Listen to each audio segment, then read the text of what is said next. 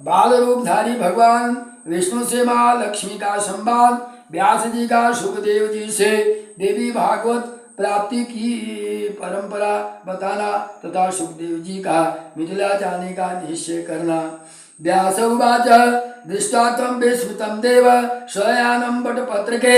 उवाच सस्मितं वाक्यं विष्णो किं विस्मितो ह्यसि। महाशक्त्या प्रभावेण त्वं मा विस्मृतावान् पुरा प्रभवे प्रलये जाते भूत्वा भूत्वा पुनः पुनः निर्गुणा सा पराशक्ति सगुणास्त्वं तथापि अहम् सात्विकी किल या शक्तिस्तां शक्ति विद्धि ममीकाम् त्वन्न अभिकमलात् ब्रह्मा भविष्यति प्रजापतिः स कर्ता सर्वलोकस्य रजोगुणसमन्वितः स तदा तपः आस्थाय प्राप्य शक्तिम् अनुत्तमा रजसा रक्तवर्णस्य करिष्यति जगत्त्रयम्। गुणान् अन्यस्य भूतांश्च समुपाद्य महामते इंद्रियाणि इंद्रियेषांश्च मनः पूर्वान् समन्ततः करिष्याति ततः सर्गं तेन कर्ता स उच्यते। विश्वासस्य महाभाग त्वं वै पालयिता यथा तद्भ्रूर्मध्ये देशाश्च पुरुधादरुद्रो भविष्यति। तप कृत्वा माघोरं प्राप्यं शक्तिं तु तामसीं कल्पान्ते सोऽपि संहर्ता भविष्यति महामते तेनाहं त्वाम् उपायातां सात्विकी त्वं वेहि माम् स्वासे इहं तो समीपस्थां सदा सम्मधुसूदनं हृदय में कृता वासा भवानी सततं किल। विष्णु उवाच श्लोकस्यार्धं मया पूर्वं श्रुतं देवी स्फुटाक्षरं तत्केन उक्तं वरारोहे हे रहस्यं परमं शिवं तन्मे ब्रूहि वरारोहो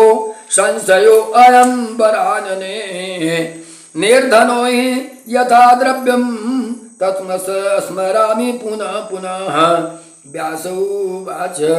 विष्णोर्वचनं श्रुत्वा महालक्ष्मी स्मितानना उवाच परया प्रीता वचनं चारुहासिनी। महालक्ष्मी उवाच शृणुशौरे वचो मह्यं सगुणाहं चतुर्भुजा मां जानामि न जानासि निर्गुणां सगुणालयां त्वं जानीहमावागं तया तत्प्रकटीकृतं पुण्यं भगवतं विधिसारं शुभावहं कृपां च महतीं मन्ये दिव्या शतुनिषूदनः मया प्रोक्तं परं गुह्यं हिताय तव सुब्रते रक्षणीये सदा चित्ते न विस्मार्यं कदाचनं सारं हि सर्वशास्त्राणां महाविद्यां प्रकाशितं नातः परं वेदितव्यं वर्तते भुवनत्रये प्रियोऽसि खलु दिव्यास्त्वं तेन ते व्याघृतं वचः। व्यास उवाच इति श्रुत्वा वचो दिव्या महालक्ष्म्या चतुर्भुज दधारं हृदये नित्यं मत्वा मन्त्रम् उत्तमं कालेन केता तत्र तन अभिकमलोद्भवः ब्रह्मादैत्यभयात्रस्तो जगाम शरणं हरे ततः कृत्वा महायुद्धं हत्वा तौ मधुकैटभौ जदाप भगवान् विष्णु श्लोकार्धं विशदाक्षरं जपन्तं वासुदेवं च दृष्ट्वा देवं देव प्रजापतिः प्रप्रच्छं परं प्रीतः कंजजः कमलापतिं किं त्वं जपस देवेश त्वतः कोऽपि अधिको अस्ति वै यत् स्मृत्वा पुण्डरीकाक्ष प्रीतो असि जगदीश्वर। हरि उवाच मयि त्वयि च या शक्ति क्रियाकारणलक्षणा विचारे महाभागयासा भगवती शिवा यस्याधारे जगत् सर्वं तिष्ठ यत्र महार्णवे सकारं यामा शक्तिर्अमेयां च सनातनीं यथा विमुच्यते विश्वं जगत् एतच्चराचरं शेषां प्रसन्नां वरदानृणां भवति मुक्तये सा विद्या परमा मुक्ति हेतुर्भूता सनातनी संसार बंध हेतुश्च चैव सर्वेश्वरी अहं त्वम् अखिलं विश्वं तस्याश्चिवं भक्ति संभवं विद्धि ब्रह्मन् संदेहः कर्तव्यः सर्वदानघः श्लोकार्धेन तथा प्रोक्तं तद्वै भगवतं किल विस्तरो भविष्यति तस्य द्वापरादौ जुगे जुगे व्यासो उवाच ब्रह्मणा संगृहीतं च विष्णोऽस्तु नाभिपङ्कजे नारदाय च तेनोक्तं पुत्रवामितबुद्धेः नारदेन तथा मह्यं दत्तं हि मुनिना पुरा मया कृतम् इदं पूर्णं 12 स्कन्ध विस्तरं ततः पठत्स्व महाभाग पुराणं ब्रह्म संहितं पंचलक्षणयुक्तं च दिव्याचरितम् उत्तमं तत्त्वज्ञान नरसोपेते सर्वेषाम् उत्तमं धर्मशास्त्र समं पुण्यं वेदार्थे न उपबृहितं वृत्तासुरवधो वेतं नानाख्यानं कथायुतं ब्रह्मविद्यानिधानं च अतो संसार अर्णवतारकं गृहाणत्वं महाभाग योग्यो असि मतित्तरः पुण्यं भागवतं नाम पुराणं पुरुषर्षभ 18 शास्त्राणां श्लोकानां कुरु संग्रहम् अज्ञानं नाशनं दिव्यं ज्ञानभास्करबोधनं सुखदं शान्तिदं धन्यं दीर्घायुष्यकरं शिवं शृण्वतां पठतां च इदं पुत्र पौत्र विवर्धिनीम् शिष्यो अयं मम धर्मात्मा लोमहर्षण संभवः पठिष्यति त्वया सार्धं पुराणीं संहिता शुभां श्रुतोवाच यदि युक्तं तेन पुत्राय मह्यं च कथितं किल मया गृहीतं तत्सर्वं पुराणं च अतिविस्तरं शुको अधीत्य पुराणं तु स्थितो व्यास आश्रमे शुभे न लेभे धर्मं धर्मात्मा ब्रह्मात्मज युवापरः एकान्तसेवी विकलः स शून्यमिव लक्ष्यते न अति अन्तभोजनाशक्तो न उपवासरस्तथा चिन्ताविष्टं सुखं दृष्ट्वा व्यासः प्राश्रुतं प्रतीः किं पुत्र चिन्तयते नित्यं कस्माद् वयोघ्रोऽसि मानदः आससे ध्यानपरो नित्यमृडाग्रस्तवाधनः का चिन्ता वर्ते पुत्र मयिताते तु तिष्ठति सुखं भुक्ष्व यथा कामं मुञ्च शोकं मनोगतं ज्ञानं चिन्तय शास्त्रोक्तं विज्ञाने च मति कुरु न चेन मनसे ते शान्तिर्वचसा मम सुव्रतः गच्छत्वं मिथिलां पुत्र पालिता जनकेन स ते मोहं महाभाग नाशयिष्यति भूपतेः जनको नाम धर्मात्मा विदेह सत्यसागरः तं गत्वा निपतिं पुत्र संदेहं स्वयं निवर्तयः वन आत्मानां धर्मास्त्वं पृच्छ पुत्र यथा कथं जीवन मुक्तं स राजर्षे ब्रह्मज्ञानमतीशुचि तथ्यवक्ता ति शान्तश्च योगो योग प्रियः सदा श्रुतोवाच ततश्रुत्वा वचनं तस्य व्यासस्यासमिततेजसः प्रत्युवाच महातेजा सुखस्यारिण सम्भवः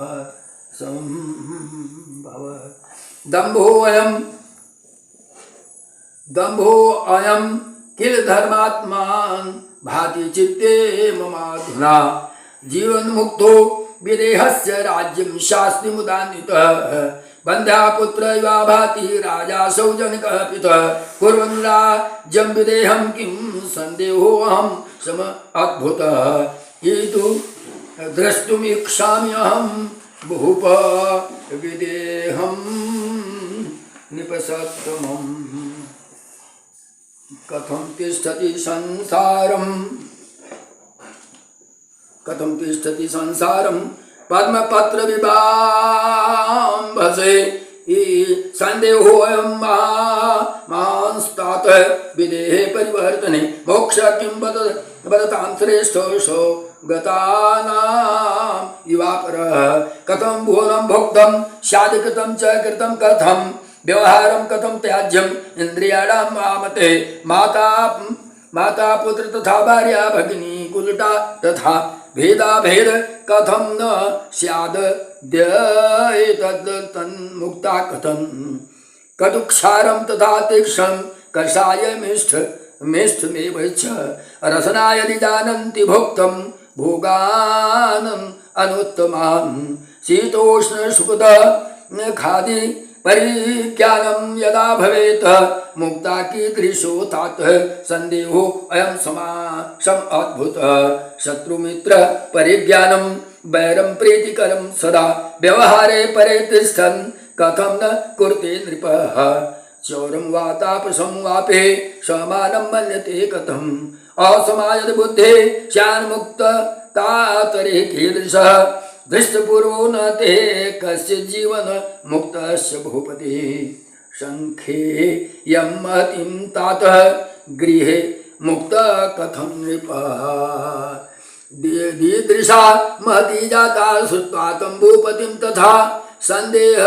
विनिवृत्त्यर्थं गच्छामि मिथिलां प्रति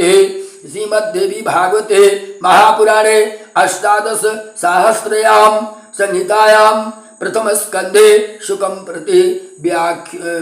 व्यासोपदेश वर्णनम नाम षोडशोऽध्याय सप्तदशोऽध्याय सुखदेव जी का राजा जनक से मिलने के लिए मिथिलापुरी को प्रस्थान तथा राजभवन में प्रवेश सुदौवात जुक्त्वा पितरः पुत्रं पादयो पतितः शुभः श्रद्धाञ्जलि रुवाच इदं गन्तुं कामो महामनाः आपृक्षे त्वां महाभागः ग्राह्यन्ते वचनं मया विदेयान्द्र अस्तुम् इच्छामि परिताञ्जनकेन तो बिना दंडम कथम राज्यम करोति जनकः किल धर्मे न वर्तते लोको दंडश्चेन भवेत् अत्येति धर्मस्य कारणं दंडो मन्वादि गृहीत सदा स कथं वर्तते तात संशयोऽयं महान् मम माता तुषि बन्ध्या तद् भक्तानि विचेष्टितं परीक्षासि त्वां महाभाग गच्छामि च परन्तपः सुतौवाच तं दृष्ट्वा गन्तुं कामं च शुकं सत्यवती पुतः सुतः आलिङ्ग्य योवाच पुत्रं तं ज्ञानिनं निस्पृह दृढं व्यासोवाच स्वस्ति अस्तु सुख दीर्घायो भव पुत्र महामते सत्यां वाच्यं प्रदत्त्वां मे गच्छतात् तथा यथा सुखम् आगन्तव्यं पुनर्गत्वा मम आश्रमम् उत्तमं न कुत्रापि च गन्तव्यं त्वया पुत्र कथञ्चनं सुखं जीवामि पुत्राहं दृष्ट्वा ते मुखपङ्कजम् आपश्यत् दुःखम् आपनोति प्रणशत्वमासि मे सुतः दृष्ट्वा त्वं जनकं पुत्रं सन्देहं विनिर्वर्त्य च अत्रागत्य सुखं तिष्ठं वेदाध्ययनं तत्परः श्रुतौवाचयुक्ताशु अभिवाद्यार्थं कृत्वा च विप्रदक्षिणां चलितः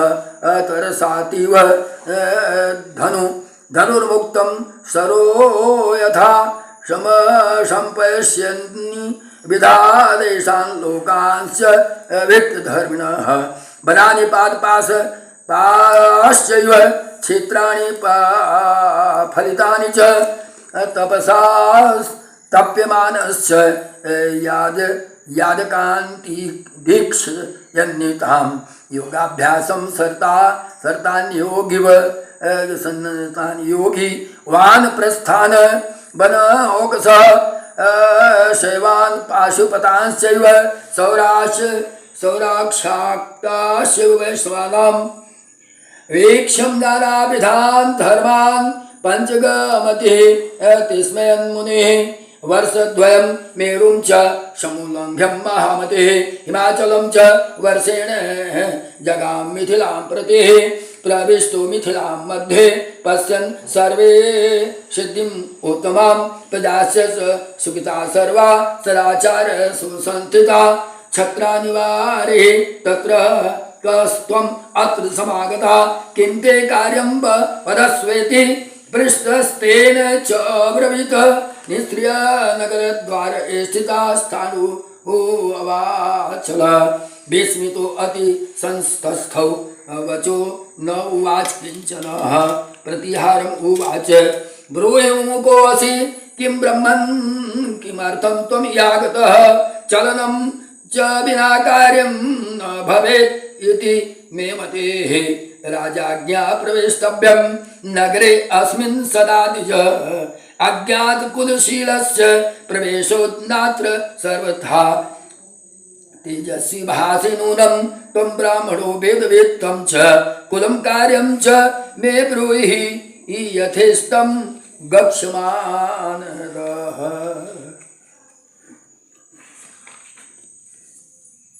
सूतोवाच यदार्थमागतो गतोऽस्मि यत् तत्प्राप्तं वचनात्तव विदेह नगरं द्रष्टुं प्रवेशो यत्र दुर्लभं मोऽयं मम दुर्बुद्धे समुल्लङ्घय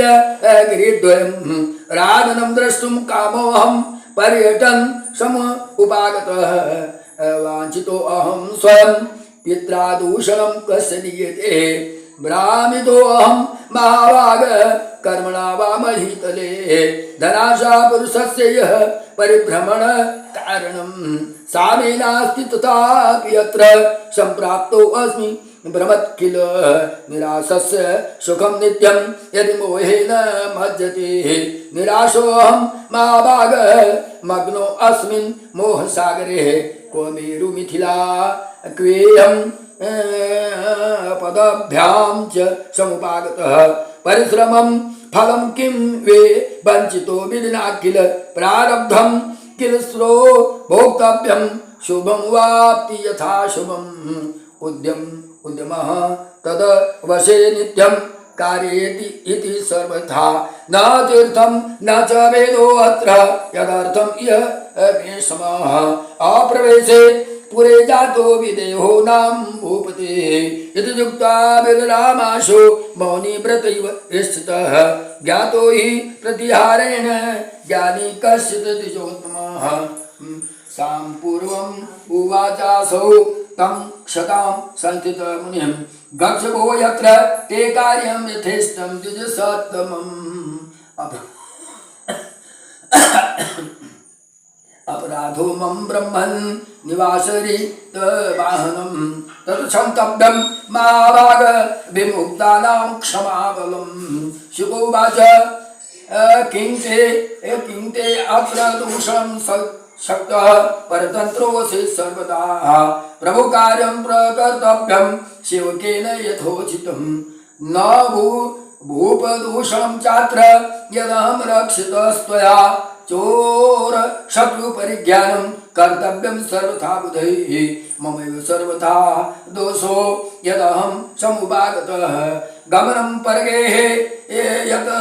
लघुतायास्य कारणं प्रतिहारो उवाच किं सुखं द्विजं किं दुःखं किं कार्यं शुभ ईक्षता कः शत्रुहित कर्ता की ब्रूहि को ब्रूहि सर्व आद्य वै सुकोवाच द्वैविध्यं सर्वलोकेषु सर्वत्र द्विविधो जनाः रागी शिव विरागी च तथोचित द्विधा पुनः विरागी त्रिविधा कामं ज्ञातो अज्ञातस्य मध्यमम् रागी च द्विविधः प्रोक्तं मूर्खस्य चतुर्तथा चतुर्द्विविधं प्रोक्तं शास्त्रस्य मतिज्यं तथा मतिस्तु द्विविधा लोके युक्ता उक्तेति सर्वथा प्रतिहारम् उवाच यदि उक्तं भवता विद्वान् अर्थज्ञो अहं द्विजोत्तमं तत् सर्वं विस्तरेणाद्य यथार्थं वद सत्मं स्तौ सुकोवाच रागो यस्यास्ति संसारे स्वसंगीत युच्यते दुःखं बहुविधं तस्य सुखं च विविधं पुनः धनं प्राप्यं सुतान्दात्मानं च विजयं यथा तत् प्राप्यं महद्दुःखं भवति एवं क्षणे क्षणे। कार्यः तस्य सुखोपाय कर्तव्यं सुखसाधनं तस्याराते स विज्ञेयं सुखविघ्नं करोति च सुख उत्पादयित्वा मित्रं रागयुक्तस्य सर्वदा चतुरो नैव मुह्येत मूर्खं सर्वत्र मुह्यते विरक्त्यास्यात्म रक्तस्य सुखम् एकान्तसेवनम् आत्म अनुचिन्तनं चैव वेदान्तस्य च चिन्तयन् दुःखं तदेतत् सर्वं किं संसारकथानादिकं शत्रुभवतस्य विद्यस्य अशुभम् ईक्षतः काम क्रोध प्रमाद शत्रो विविधा अस्मृता बंधु संतोष एवास्य नान्यो अस्ति गुणत्रये श्रुत उवाच तत् श्रुत्वा वचनं तस्य मत्वा तं ज्ञानिनं दुजं क्षमा छटा प्रवेशयामास कक्षां च अतिमनोरमं नगरं वीक्षमाणः संस्त्रे विद्य जनशङ्कुलं नानाभिरा विपणि द्रव्याढ्यं कथं विक्रमयाकारं रागद्वेषयुतं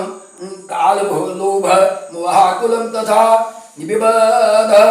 सुत जानकीर्णं वसुपूर्णं महत्तरं पश्यन् स अत्रिविधा लोकान् प्रसादात् राजमन्दिरं प्राप्त परम तेजस्वी द्वितीयो युव भास्करः निवारिस्तस्य तत्रैव प्रतिहारेण काष्ठवतः तत्रैव च स्थितो द्वारि मोक्षम् एव अनुचिन्तयन् छायाया मां तपे चैव समदर्शि महातपः ध्यानं कृत्वा तदेकान्तं स्थितं साणुरिवाचल तं मूर्त तादुपागत्य राज्ञो आतम् अमात्य कृताञ्जलि प्रवेश यतः कक्षां द्वितीया राजेवेश्यम् तत्र दिव्यं मनोरम्यं पुष्पितं दिव्य पादपं तदनं दर्शयित्वां तु कृत्वा जाति अतिथि सक्रियताम् बालमुख्या स्त्रियस्तत्र राजसेवापरायणाः गीतवादी अत्र कुशलाः कामशास्त्र विशारदाः तादृश्य ससेवार्थं शुकस्य मंत्री सप्तमः निर्गतः सदनात् अस्मात् द्वयाशपुत्र इष्टतदा पूजितं परया भक्त्या ताहि स्त्रीभिर्यथाविधि देशकालोपनेन नानान्ये नाति लोतोषितः ततोऽन्तः पूर्वाशिन्य तयांस्यान्दपुरकाननं रम्यं सन्दर्शया सुरंगान काममोहिता स जुवा रूपवान् कान्तो मृदभासी मनोरमं दृष्ट्वा सा मुहुर्मुहुः सर्वास्तं च कामविवापरं जितेन्द्रियं मुनिं मत्वा सर्वापर्यचरन् तदा आरणेस्तु शुद्धात्मा मातृभाव कल्पयत् आत्मारामो जितक्रोधो न हृष्यति न तप्यते पश्यन्तां विक्रान्तं च स्वस्थ एव च तस्थिवान् तस्मै शय्यां सुरम्यां च तदुनार्यं सुसंस्कृतां पराध्यातर तरणम् उपेतां नाना उपस्कर संवृतां स कृत्वा पादशौचं च कुशपाणितेन्द्रिय उपासं पश्चिमा सन्ध्यां ध्यानम् एव अन्यपद्यतः यामम् एकम् ईषतो ध्याने शुश्वाव तदन्तरं सुप्तायां द्वयं तत्र च उत्तिष्ठत् ततः सुखः पश्चात् यामिनीयां ध्यानम् एवं अन्वपद्यतः स्नात्वा प्रातः क्रिया कृत्वा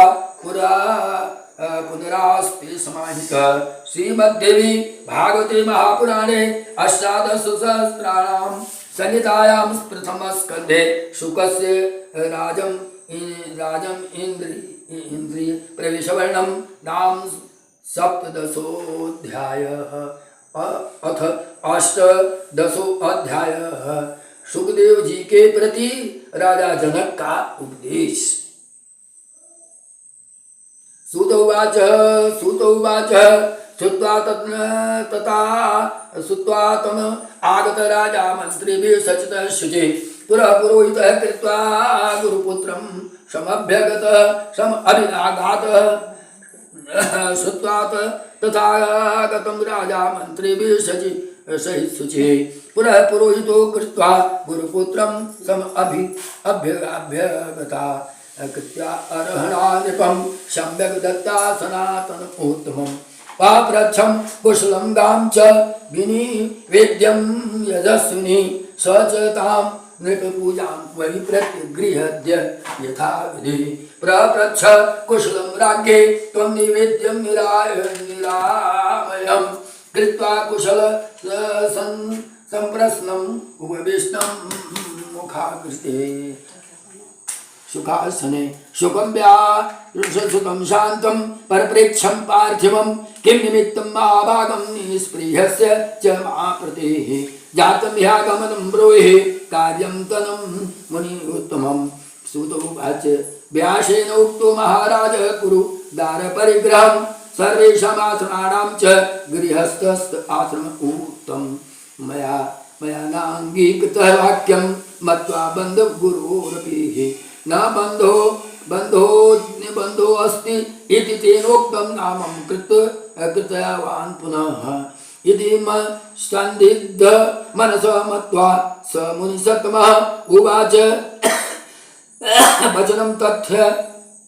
तथ्यं मिथिलां गच्छ मास च याज्ञो अस्ति जनकस्य तत्र जीवन्मुक्तो नराधिपः विदेहो लोकविदितः पाति राज्यं कंटकं कुर्वन् राज्यं तथा राजा माया पाशैर्न बध्यते त्वं बिभेदि कथं पुत्रं वनवर्ते परन्तपः पश्य तं नृप शार्दूलं त्यज मोहमनोद्गतं कुरु दारान् महाभागः पृच्छवाभूषितं च तम सन्देहं ते मनोजातं कथिष्यति पार्थिवः ततश्रुत्वा वचनं तस्य मां परशासुतः साम्प्रतोऽहं महाराजा यत्पुरे च तद् अज्ञया मोक्षकामो अस्मि राजेन्द्र ब्रूहि कृत्यं मनानघः तपः तीर्थ व्रतैस्त्याज्य स्वास्थ्यात् तीर्थ सेवनं ज्ञानं वा वद राजेन्द्र मोक्षं प्रति च कारणं। जनक उवाच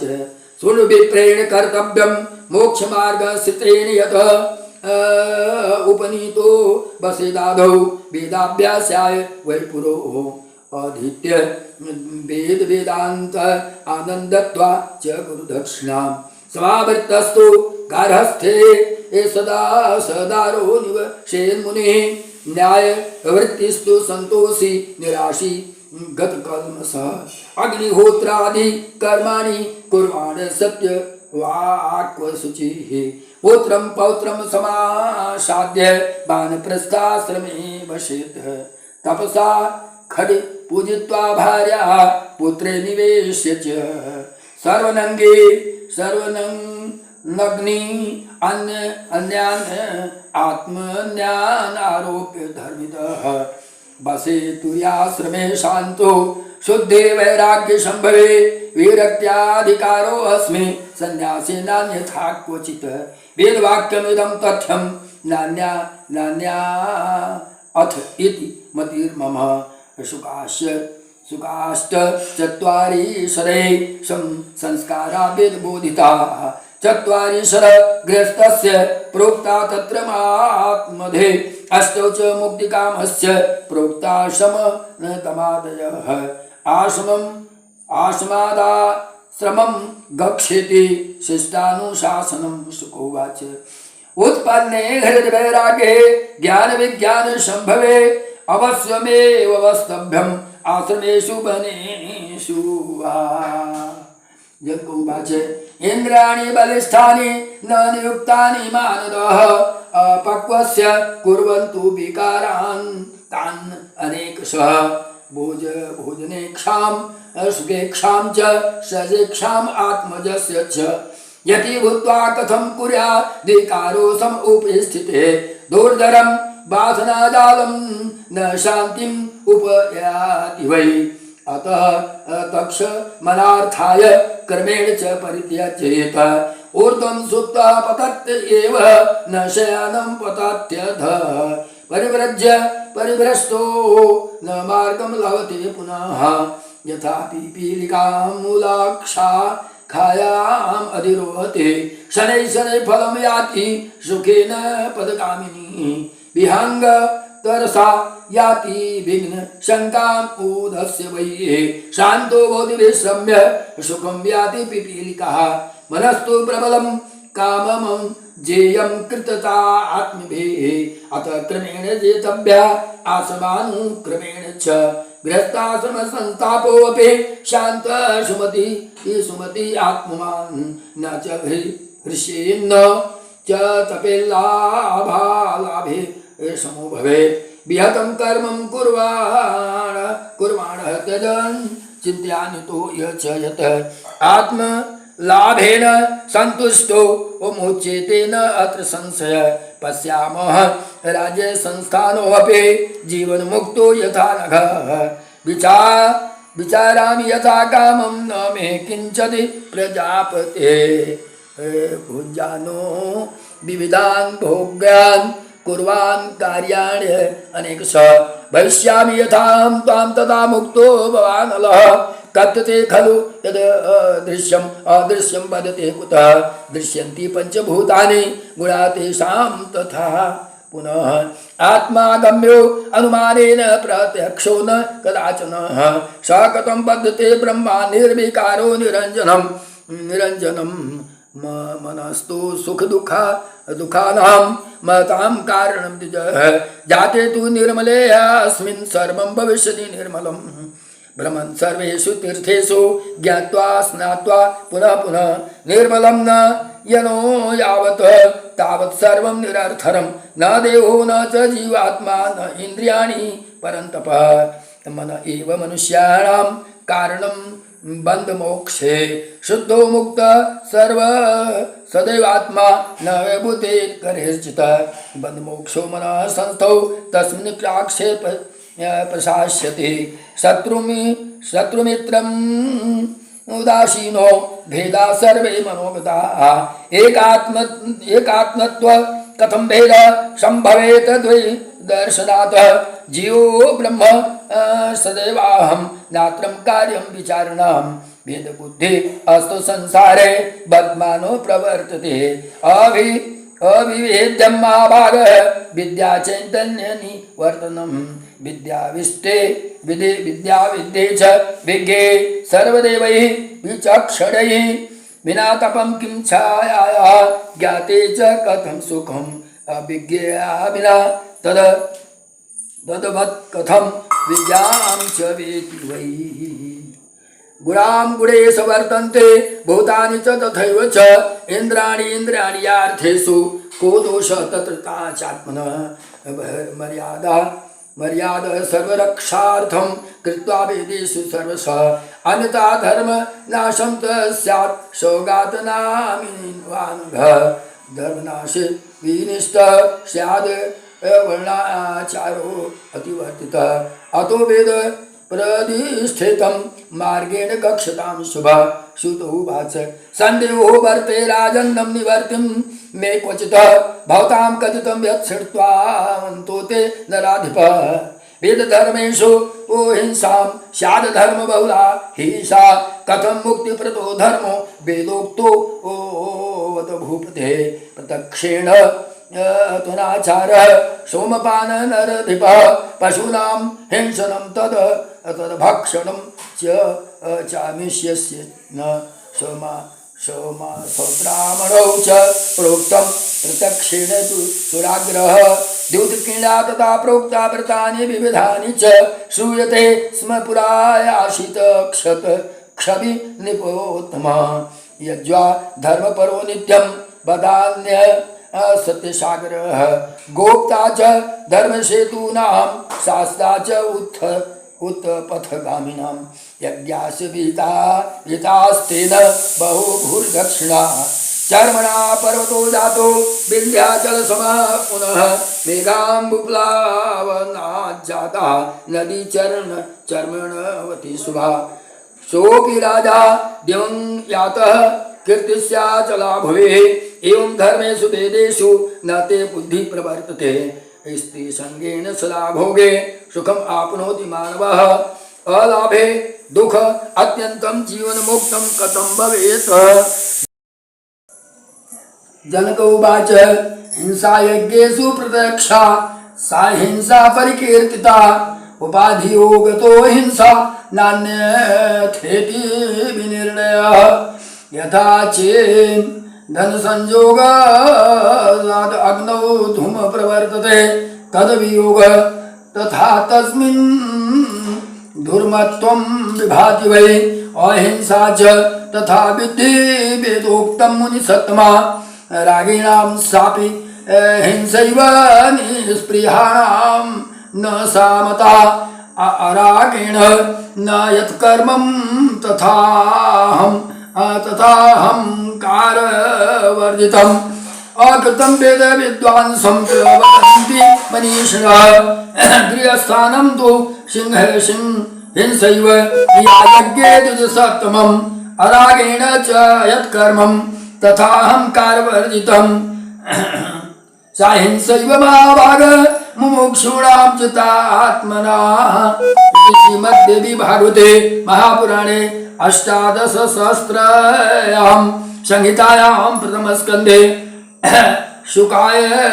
जनक उपदेश वर्णनम नाम अष्टादश अध्यायः अथ एकोनविंशोऽध्यायः। सुखदेव जी का व्यास जी के आश्रम में वापस आना, विवाह करके संतान उत्पत्ति करना तथा परम सिद्धि की प्राप्ति करना। शुकोवाच संदेहो अयं महाराज वर्तते हृदय मम मया मध्ये वर्तमान स कथं निस्पृहो भवेत् शास्त्र ज्ञानं च संप्राप्यं नित्यां नित्य विचारणं त्यजतेन मनोमोहं स कथं मुच्यते नरः अंतर्गतं तं प्रमक्षेतु शास्त्रार्थ बोधो हि न क्षमः यथा न नश्यन्ति तथा कृत्या दीपवार्ताया अद्रोह सर्वभूतेषु स कर्तव्य सर्वतो बुधैः स कथं राजशार्दूल गृहस्थस्य भवेत् तथा विदेशिणां न ते शान्ता तथा राज्य सुखैषणा जयषणा च संग्रामे जीवन मुक्त कथं भवेत् चौरेषु चौरबुद्धिस्तु साधु बुद्धिस्तु तापसे स्वपरत्वं तवाप्यासे विदेहस्त्वं कथं नृपः कटुतीक्ष्ण कषायां मल्लरसा ऊति शुभाशुभां शुभेषु रमते चित्तं नाशुभेषु तथा नृपः जग्रतस्त्वं नु शुशुक्तिश्च तथा राजन् भवन्ति अवस्थास्तु यथा कालं तुरीयां तु कथं नृपः पदात्य अश्वं रथे भासं सर्वे वै वसगा मम स्वस्वामी अहं चैव सर्वेषां अन्यसे त्वं न मन्यसे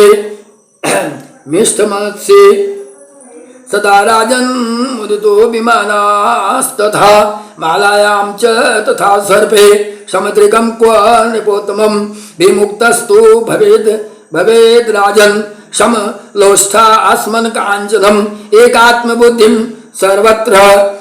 हितकृत सर्व जन्तुषु न मे अघ अद्य रमते चित्तं गृहदाराधि क्वचित् एकाकीन स्प्रियो ओत्यर्थ चरेयम् इति मे मते निसंगो निर्मल शांत पत्र मूल फलासनः मृगवाद विचारिष्यामि निर्द्वन्द्वो परिग्रह किं मे गृहेण भित्तेन भार्याया च सुरूपया विमान गमनशः कामं गुणातीतस्य पार्थिवः चिन्तयसे ये विविधाकारं नानारागसमाकुलं दम्भो अयं किलं ते भाति विमुक्तो अस्मत् इति भासते हे कदाचित् अक्षतृजा चिन्ताधनजा च कथाचनं कदाचित् सैन्यजा विना चिन्ता निश्चिन्तो अस्मि कदा नृपः वैखानसाजे मुनयोः मिताहाराजितव्रता ते अपि मुह्यन्ति संसारे जानन्तो अपि सत्यतां तव वंशम् उत्थानां विदेहा इति भूपते कुटिलं नाम जानीहि न अन्यथा इति कदाचन विद्याधरो यथा मूर्खो जन्मान्धस्तो दिवाकरः लक्ष्मीधरो दरिद्रस्य नाम तेषां निरर्थकम् तो वंश उद्भवो जेते जे सुता पूर्वे मया नृपः विदेहा इति विख्याता नामतः कर्मतो न ते निमिनां भवद्राजा पूर्वं तव कुरे नृपः यज्ञार्थं स तु राजर्षि वसिष्ठं स्वगुरुं मुनिं निमन्त्र्यामास तदा तम् उवाच नृपं मुनेः निमन्त्रितो अस्मि यज्ञार्थं देवेन्द्रेण अधुना किल कृत्वा तस्य मखं पूर्णं करिष्यामि तथा तवापि वै तावत् कुरुष्व राजेन्द्र संभारम् तु शनै इति जुक्त्वा निर्ययौ सोऽथं महेन्द्रय यजने मुनिः निमिः अन्यं गुरुं कृत्वा चकारं मखम् उत्तमं तत् श्रुत्वा कुपितोऽत्यर्थं वसिष्ठो नृपतिं पुनः शशाप च पतत्व अद्य ते हस्ते ए गुरुलोपकः राजापि तं शशापाथ तवापि च पतत्वयम् अन्योन्यान् शापातपतितौ तावेव च मया श्रुतं विदेहेन च राजेन्द्र कथं शक्तो गुरु स्वयं विनोद इव मे चित्ते विभाति नृपसत्तमम् जन्तौ वाच सत्यम् उक्तं त्वया नात्रं मिथ्या किञ्चित् इदं मम मतं तथापि शृणु विपेन्द्र गुरुर्मम सुपूजितम् पितुः संगं परित्यज्य त्वं वनं गन्तुमीक्षसे मृगैः सह संबंधो भविता तेन संचय महाभूतानि सर्वत्र निसंगः क्व भविष्यसि आहारार्थं सदा चिन्ता निश्चितम् अस्था कथं मुनेः दण्डा अजीन कृता चिंता यथा तव बने अपि च तथैव राज्य चिंता में चिंत्यान्नस्य वा न वा विकल्पो उपहतस्त्वं वैदूर देशम् उपागतः न ते विकल्प संदेहो निर्विकल्पो अस्मिन् सर्वथा सुखं स्वपिमि विप्राह सुखं भुञ्जामि सर्वथा न बद्धो अस्मादिति बुद्धियाय सर्वदैव सुखी मुने त्वं तु दुःखी सदा सदैवासि बद्धो अहम् इति शङ्कया इति शङ्कां परित्यज्य सुखी भव समाहितः देहो अयं मम बन्धो अयं न मामेति न च मुक्तता तथा धनं गृहं राज्यं न ममेति च निश्चय श्रुतोवाच तत्श्रुत्वा वचनं तत्स सुखं प्रतिमनाभवत् अपृक्षय तं जगामासो व्यासस्याश्रम उत्तमम् आगच्छन्तं श्रुतं दृष्ट्वा व्यासोऽपि सुखम् अवाप्नोत् आलिङ्ग्याघ्राय मूर्धनं प्रपच्छं कुशलं पुनः स्थितः तत्र आश्रमे रम्ये पितुः पार्श्वे समाहितः वेदाध्ययनं सम्पन्नं सर्वशास्त्र विशारदः जनकसदशां दृष्ट्वा राजस्थस्य महात्मनः न वृत्तिं परां प्राप्य पितृ आश्रम संस्थिता पितॄणां सुभगा कन्या पीवरीणां सुंदरे शुकश्चकारं पत्नीं तां योगमार्गमे स्थितो अपि स तस्यां जनयामास पुत्रा चतुर एवैः कृष्णं गौरप्रभं चैव भूरिं देवसुतं तथा कन्यां कीर्तिं सम् उत्पाद्यं व्यासपुत्र प्रतापवान् ददो विभ्राज पुत्राय त्वणुहाय महात्मने अणुहस्य श्रुतं श्रीमान् ब्रह्मदत्त प्रतापवान् ब्रह्मज्ञं पृथ्वीपालं शुककन्या समुद्भवम् कालेन ज्ञेता तत्र नारदस्य उपदेशतः ज्ञानं परमकं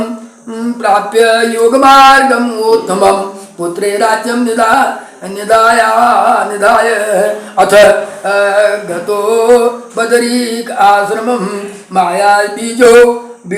उपदेशेन तस्य ज्ञानं निर्गलं नारदस्य प्रसादेन जातं सद्यो विमुक्तिदं कैलासशिखरे रम्ये त्यक्त्वा संगं पितुः शुकः ध्यानमायास्थाय विपुलमिष्टं संगपारांगमुख उत्पातं गिरे सिंहासिद्धे च परमां गतः आकाशगतो महातेजा विरजास यथा रविः गिरिसिंहं द्विधा जातं शुकस्य उत्पतने तदा उत्पाता बहो जाता शुकश्चाकाश गो अभवत् अंतरिक्षे यथा वायुः स्तूयमानः सुरर्षिभिः तेज सा अति विराजन्नवय द्वितीयमिव भास्करं व्यासस्तु विराक्रान्तं क्रन्दन् पुत्रोऽति च आसकृतं गिरिशृङ्गे गतस्तत्र शुको यत्र स्थितो अभवत् क्रन्दमान तदा दीनं व्यासं मत्वा समाकुलं सर्वभूतगतः साक्षी प्रतिशब्दमदा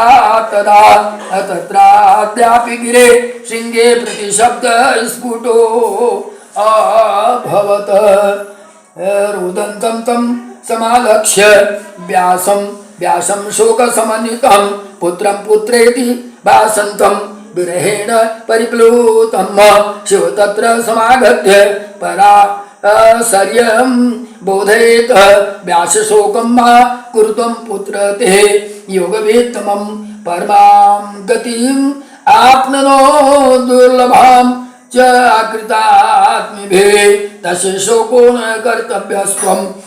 यथा शोकं विजानता कीर्तिस्ते विपुला जाता तेन पुत्रेण च अनघ व्यास उवाच न शोके याति देवेश किं करोमि जगत्पते अतृप्ते लोचने मे अद्य पुत्रदर्शन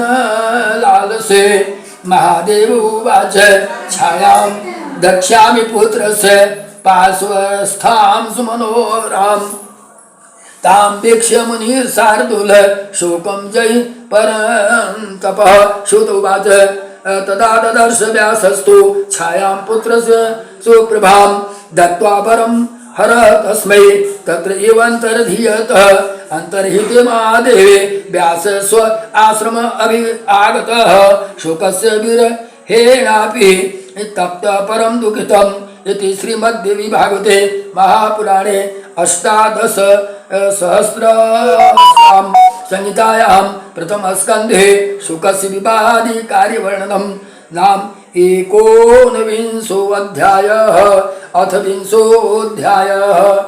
सत्यवती का राजा शांतनु से विवाह तथा दो पुत्रों का जन्म। राजा शंतनु की मृत्यु। चित्रांगदा का राजा बंदा तथा उसकी मृत्यु। विचित्र वीर्य का काशीराज की कन्या से विवाह और क्षय रोग से मृत्यु। व्यास जी द्वारा धृतराष्ट्र, पांडु और विदुर की उत्पत्ति है। ऋषि ऊचु सुखस्तु परमा सिद्धिं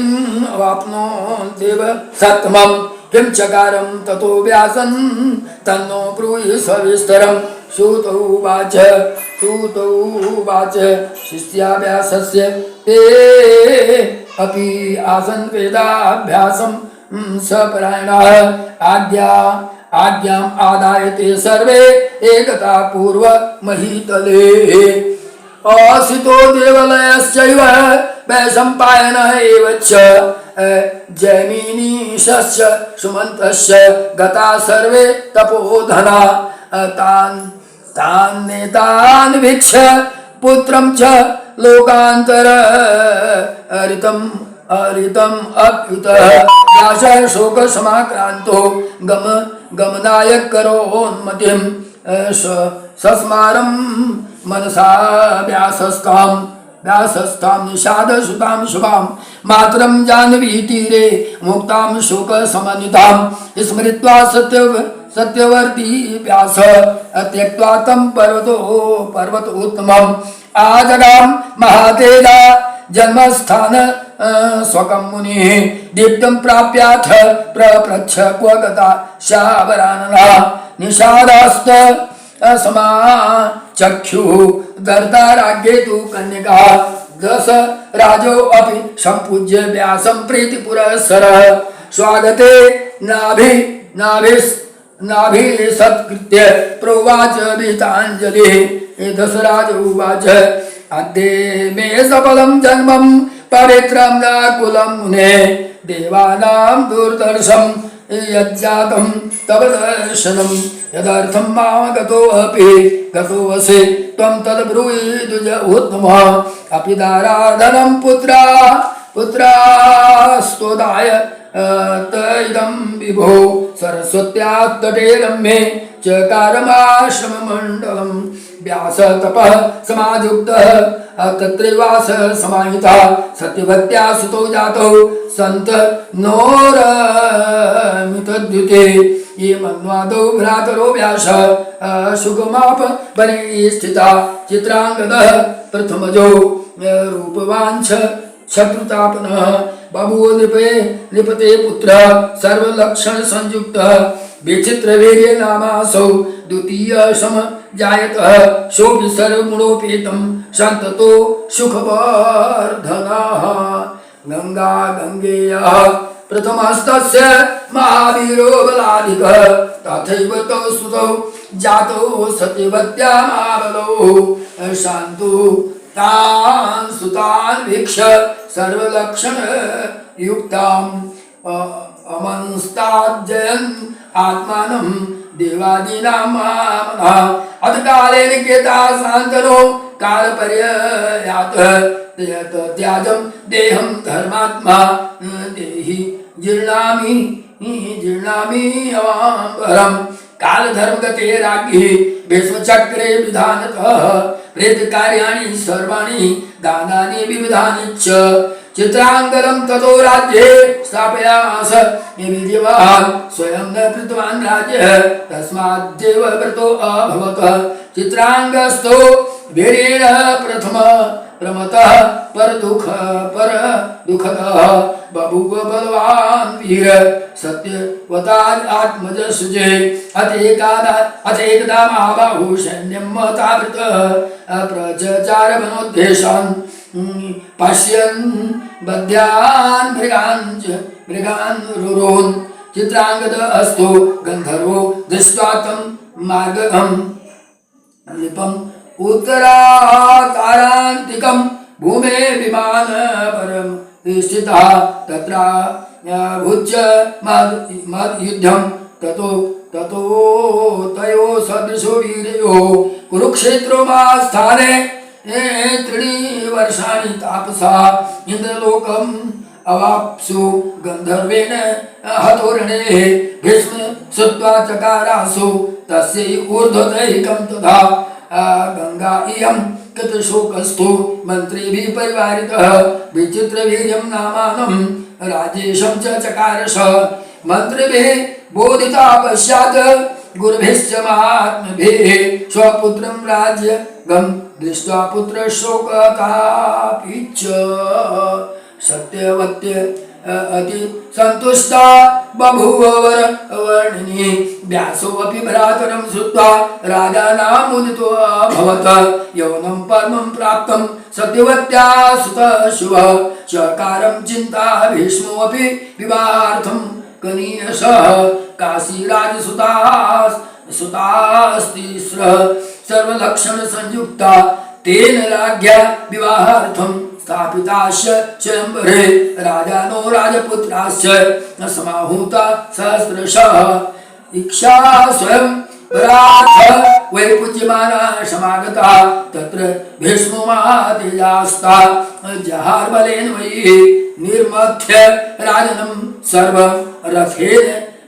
एकेन वीर्यवान् स जित्वा पार्थिवान् सर्वास्ताश्चादाय मारथ बहुवीरेण तेजस्वी यशताद गजा वयम् ये मातृभवन् भगिनीश्च पुत्री वञ्चितयन् किलं त्रिश समान यामास कन्यका बाणलोचना सत्यवत्यै निवेद्यास्यो द्विजानां हूय सत्वरं देवज्ञमन्येद विदिशोः परिप्रेक्ष्य शुभं दिनं कृत्वा विवाहसंभारं यदा वै भ्रातरं निजं विचित्रवीर्य धर्मिष्ठं विवाहयति तदा ज्येष्ठाप्युवाचम् इदं कन्यका जाह्नवी सुतं लज्जावान् पिता पाङ्गे स्त्रीणां चारुलोचनं गंगापुत्रं कुरु श्रेष्ठं धर्मज्ञं कुलदीपकं यया स्वयंवरे शाल्यो वित्तो वस्ति मनसा नृपः निवृत्ताहं तेन राज्ञा वै चिन्ते प्रेम समाकुले यथा योग्यं कुरु स्वाद्य कुलस्यास्य परन्तपः तेनाहं पुरवृत्तास्मि त्वं च धर्मभृतावरः बलवान् असि गंगायं यथा इच्छस्तथा कुरु श्रुत उवाच एवमुक्त्वा तया तत्र कन्याया कुरु नन्दनः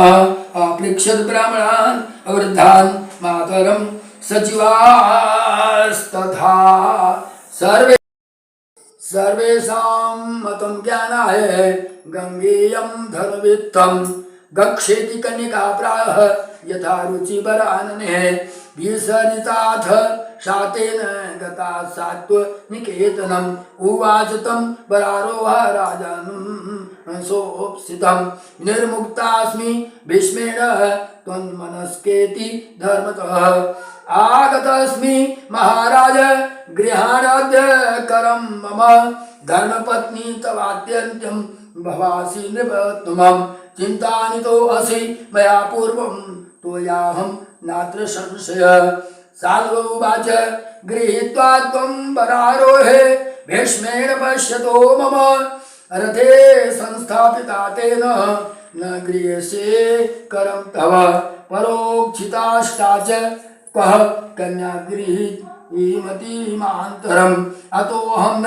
गृहीष्यामि त्यक्त्वा भीष्मेण मातृवतः रुदति विलपन्तीं सा त्यक्त्वा तेन महात्मनः पुनः भीष्मः समागत्य रुदतीं च इदम् अब्रवीत् शाल्यो मुक्त्वा त्वया वीर न गृह्णाति क्रियाण मां धर्मज्ञो असि महाभाग मरिष्यामि अन्यथा ह्यहमहं भीष्मोवाच अनचिता कथं त्वां वै गृह्णामि वरवर्णिनि पितरं त्वं वरारोहे भद्रसिंहं निराकुला तथोक्तं सा तु भीष्मेण जगाद पदमेव हे तपश्चकार विजते तीर्थे हे परम पावने द्वयभारे च अति रूपाढ्ये तस्य राज्ञो बभूवतु अम्बालिका चाम्बालिका च काशीराजसुते शुभे राजा विचित्रवीर्यो असौ ताभ्यां स मावतः रेमीनाना विहारैश्च गृहे च उपवने तथा वर्षाणि नव राजेन्द्र कुर्वन् क्रीडा मनोरमां प्रपासौ मरणं भूयो गृहीतो राज्ययक्षणाः मृते पुत्रे अतिदुःखतां जाता सत्यवती तदा कार्यामास पुत्रस्य प्रेतकार्याणि मन्त्रिभिः भीष्मः तदेकान्ते वचनं च अतिदुःखिता राज्यं कुरु महाभाग पितुस्ते सन्तनो सुतः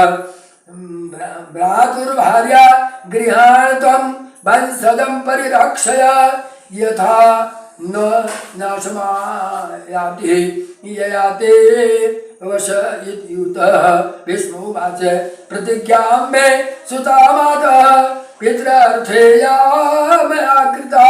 नाहं राज्यं करिष्यामि न चाहं दारसंग्रहं स्यूत उवाच तदा चिन्ता दुरा जाता कथं वंशो भवेत् इति